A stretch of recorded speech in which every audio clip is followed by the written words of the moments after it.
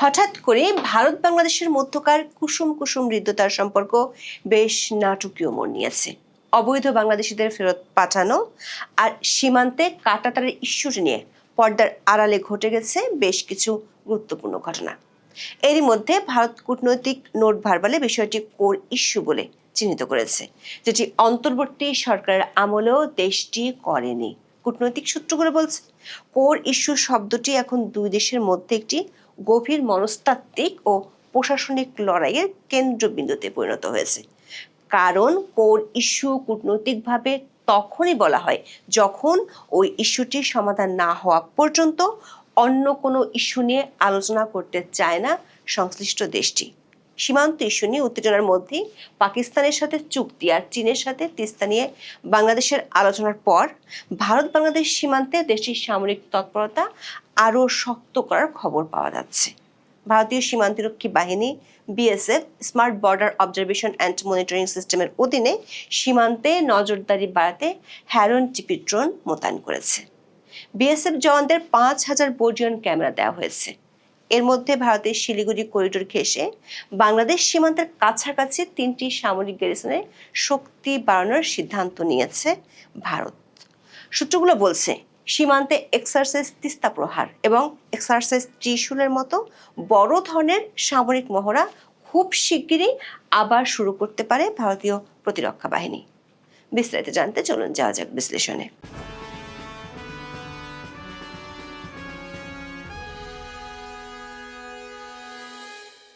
গত মাসের শেষ দিকে ভারতীয় সংবাদ মাধ্যম এবিপি লাইভে আসামের মুখ্যমন্ত্রী হেমন্ত বিশ্ব শর্মাকে জিজ্ঞেস করা হয়েছিল সন্দেহভাজন অবৈধ অনুপ্রবেশকারী বাংলাদেশিদের যথাযথ প্রক্রিয়ার মাধ্যমে বাংলাদেশে হস্তান্তর করা হবে কিনা। তার জবাবে আসামের মুখ্যমন্ত্রী বলেছিলেন ভারতের পররাষ্ট্র মন্ত্রণালয়ের মাধ্যমে তা করা কঠিন, তাই তারা রাত নামা পর্যন্ত অপেক্ষা করেন এবং যখন সীমান্তরক্ষী বাহিনীর কোনো সদস্য উপস্থিত থাকেন না তখন অন্ধকারের আড়ালে তাদের সীমান্ত পেরিয়ে ঠেলে দেন। এই বক্তব্যের পর ঢাকায় ভারতের ভারপ্রাপ্ত হাই কমিশনার পাওয়ান বরেকে গত 30 এপ্রিল পররাষ্ট্র মন্ত্রণালয় তলব করে এ বিষয়ে একটি প্রতিবাদপত্র তুলে দেওয়া হয়। বাংলাদেশে বিএনপি সরকারের আমলে এটি ছিল প্রথম আনুষ্ঠানিক প্রতিবাদ।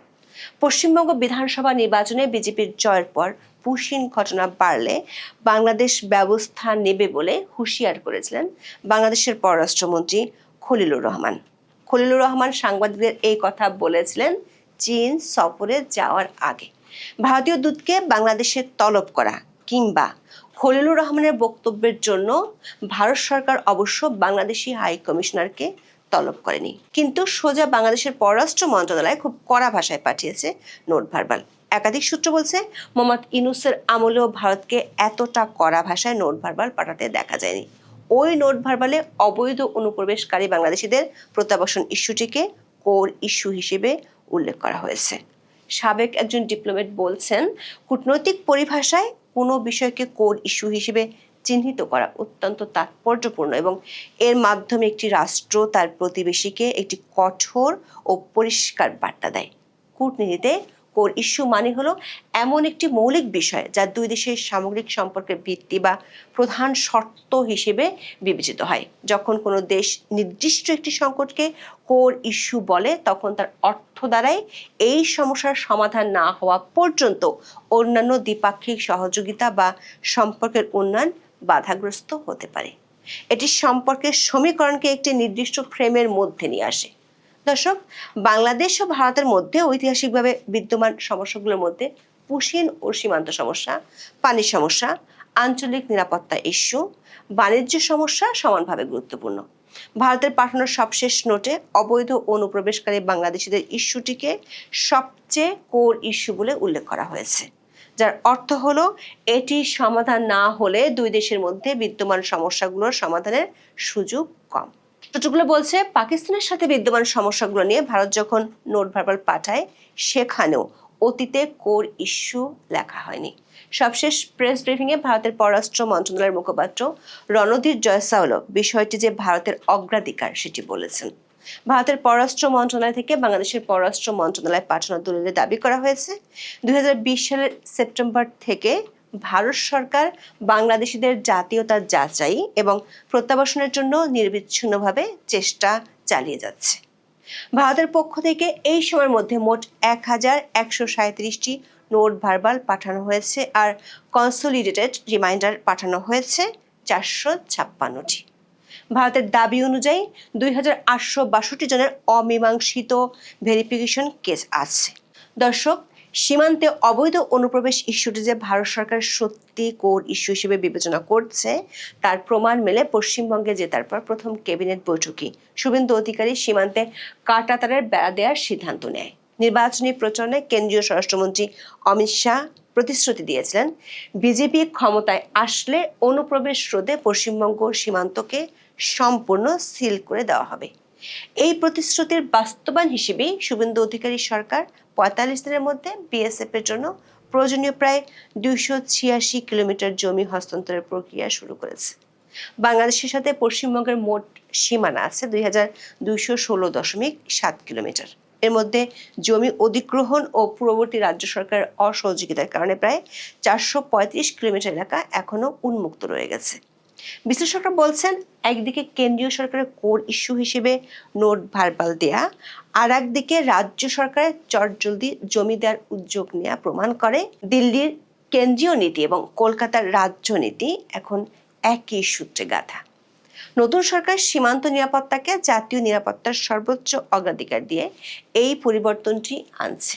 সূত্রগুলো বলছে, আধুনিক ফেন্সিং এর পাশাপাশি sensor, thermal camera, flood light এবং ইলেকট্রনিক নজরদারি ব্যবস্থা ব্যবহার করে comprehensive integrated border management system বা CIBMS এবং বোল্ট QIT প্রযুক্তির মাধ্যমে পর্যবেক্ষণের ব্যবস্থা শুরু করেছে ভারত সরকার। এটি মূলত কৃত্রিম বুদ্ধিমত্তা বা AI চালিত একটি সমন্বিত প্ল্যাটফর্ম, যা সীমান্তের সিসিটিভি ক্যামেরা থেকে প্রাপ্ত ভিডিও ফিড বিশ্লেষণ করে রিয়েল টাইমে অনুপ্রবেশ বা চোরাচালানের গতিবিধি শনাক্ত করতে পারে। AI সিস্টেমটি 1 থেকে 2 সেকেন্ডের মধ্যে যে কোনো সন্দেহজনক বস্তুর গতিবিধি শনাক্ত করে সদর দপ্তরে অ্যালার্ট পাঠায়। সীমান্তে কর্তব্যরত 5000-এর বেশি বিএসএফ জওয়ানকে বডি ওয়ার্ন ক্যামেরা দেওয়া হচ্ছে, যা রাতের বেলাতেও স্বচ্ছ ভিডিও ধারণ করতে সক্ষম এবং এটি মূলত অনুপ্রবেশকারীদের সাথে সংঘর্ষের সময় প্রমাণ হিসেবে কাজ করবে। জানা গেছে, সীমান্তে কাঁটাতারের বেড়া দেওয়ার কাজ শুরু করতে এখনো কমপক্ষে 2 মাস সময় লাগবে। সেজন্য দেশটি সীমান্তে নজরদারি বাড়াতে হ্যারন টিপি ড্রোন মোতায়েন করেছে। এছাড়া সীমান্ত অঞ্চলে ড্রোনের মাধ্যমে অস্ত্র বা মাদক সরবরাহ ঠেকানোর জন্য বিএসএফ একটি বিশেষ ড্রোন ওয়ারফেয়ার স্কুল স্থাপন করেছে, যেখানে অ্যান্টি ড্রোন প্রযুক্তি এবং জ্যামিং সিস্টেমের প্রশিক্ষণ দেওয়া হয়। কূটনৈতিক সূত্রগুলো বলছে, ভারতের প্রতিরক্ষা নীতি নির্ধারকরা এখন বাংলাদেশ সীমান্তকে কেবল চোরাচালান বা অনুপ্রবেশ প্রতিরোধের ক্ষেত্র হিসেবে দেখছে না, বরং একে একটি সক্রিয় সামরিক ফ্রন্ট হিসেবে বিবেচনা করছেন, যার কেন্দ্রে রয়েছে ভারতের সবচেয়ে নাজুক ভৌগোলিক অঞ্চল শিলিগুড়ি করিডোর বা চিকেন স্নেক। এ কারণে ভারতের ইস্টার্ন কমান্ড এবং প্রতিরক্ষা মন্ত্রণালয়ের তৎপরতা আরও বাড়ানো হচ্ছে এই সীমান্তে। নয়াদিল্লি তার পূর্ব সীমান্ত কৌশলগত অস্পষ্টতা বাদ দিয়ে সক্রিয় প্রস্তুতি এবং প্রতিরোধমূলক আধিপত্য এর ঝোঁকার নীতি নিয়েছে। একাধিক সূত্রে জানা গেছে, পাকিস্তানের সাথে সম্প্রতি দ্বিপক্ষীয় চুক্তি স্বাক্ষর হওয়া এবং বাংলাদেশের পররাষ্ট্রমন্ত্রীর চীন সফরের পর ভারত সরকার এই ধরনের কৌশল নিতে যাচ্ছে। সম্প্রতি 2 দিনের ঢাকা সফরে এসেছিলেন পাকিস্তানের স্বরাষ্ট্রমন্ত্রী ও ক্রিকেট বোর্ডের চেয়ারম্যান সৈয়দ মহসিন রাজা নাকভি। বিবিসি বাংলার খবরে বলা হয়েছে, কয়েকদিন ধরেই এই সফরকে ঘিরে সামাজিক যোগাযোগ মাধ্যমে বেশ আলোচনা চলছে। 8 মে শুক্রবার ঢাকার মিরপুরে বাংলাদেশ পাকিস্তান ক্রিকেট সিরিজের প্রথম টেস্ট খেলার দিন পাকিস্তানের স্বরাষ্ট্রমন্ত্রী ঢাকায় পৌঁছান। ওই দিনই বিকেলে ঢাকায় একটি 5 তারা হোটেলে পাকিস্তানের স্বরাষ্ট্রমন্ত্রীর সঙ্গে সাক্ষাৎ করেন বাংলাদেশের স্বরাষ্ট্রমন্ত্রী সালাউদ্দিন আহমেদ এবং পরদিন পররাষ্ট্র প্রতিমন্ত্রী শামা ওবায়দ। এই সময় 2 দেশের মধ্যে মাদকদ্রব্য ও সাইকোট্রপিক উপাদানের অবৈধ পাচার এবং অপব্যবহার রোধে একটি সমঝোতা স্মারক বা MOU স্বাক্ষরিত হয়। তবে সামাজিক মাধ্যমের নানা আলোচনায় বলা হচ্ছে, এটি আসলে গোয়েন্দা তথ্য আদান প্রদানের চুক্তি। পাকিস্তান ও বাংলাদেশের মধ্যে ল্যান্ড বর্ডার না থাকায় মাদক পাচার রোধের চুক্তি হওয়া নিয়ে অনেকে বিস্ময় প্রকাশ করেছে। আবার বাংলাদেশের পররাষ্ট্রমন্ত্রী খলিলুর রহমানের চীন সফরের পর থেকে বাংলাদেশের তিস্তা ব্যারেজ প্রকল্পের বিষয়টি আলোচনায় উঠে এসেছে। আনন্দবাজার পত্রিকার খবরে বলা হয়েছে, তিস্তা প্রকল্পও ভাবাচ্ছে চীন। ওই খবরে বলা হয়েছে, খলিলুর রহমানের সঙ্গে সম্প্রতি চীনের পররাষ্ট্রমন্ত্রী ওয়াং এর বৈঠকে সবচেয়ে উল্লেখযোগ্য বিষয় ছিল তিস্তা প্রকল্প। তিস্তা নিয়ে যে পরিকল্পনা বাংলাদেশ নিয়েছে সেটির নাম দেওয়া হয়েছে comprehensive management and restoration of Teesta river project. বিশ্লেষকদের ধারণা, বাংলাদেশের সীমান্ত ঘেঁষে ভারতের সেনা তৎপরতা বাড়ানোর কৌশলের পেছনে এই দুটি ঘটনার ভূমিকা আছে।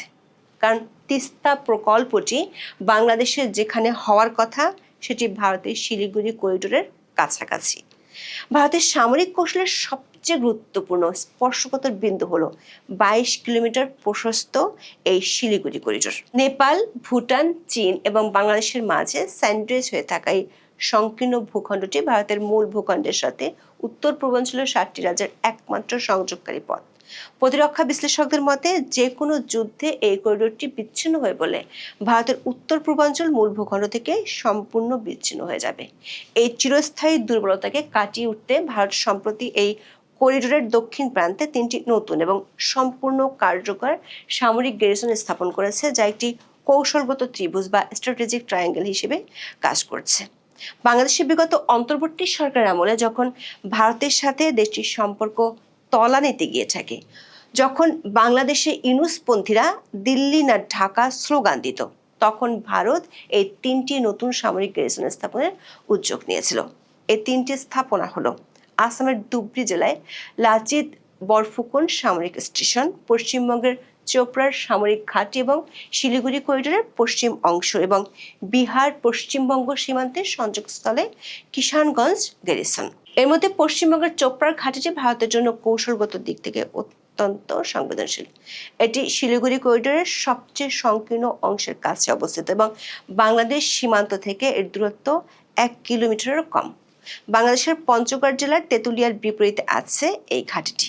সূত্রগুলো বলছে, এই 3টি সামরিক স্থাপনায় রুদ্র ব্রিগেড এবং দিবাস্ত্র ব্যাটারি ও কোল্ড স্ট্রাইক বা অতি দ্রুত সামরিক পদক্ষেপ গ্রহণের সক্ষমতা জোরদারের সিদ্ধান্ত নিয়েছে ভারত সরকার। রুদ্র ব্রিগেড হলো একটি অল আর্মস সমন্বিত সামরিক ইউনিট, যেখানে পদাতিক, সাজোয়া এবং গোলন্দাজ বাহিনী একই সাথে মোতায়েন থাকে। এছাড়া S-400 আকাশ প্রতিরক্ষা ব্যবস্থা এবং ব্রাহ্মস মিসাইল মোতায়েন করা আছে শিলিগুড়ি করিডোর সংলগ্ন হাসিমারা বা বাগডোগরা বিমান ঘাঁটিতে।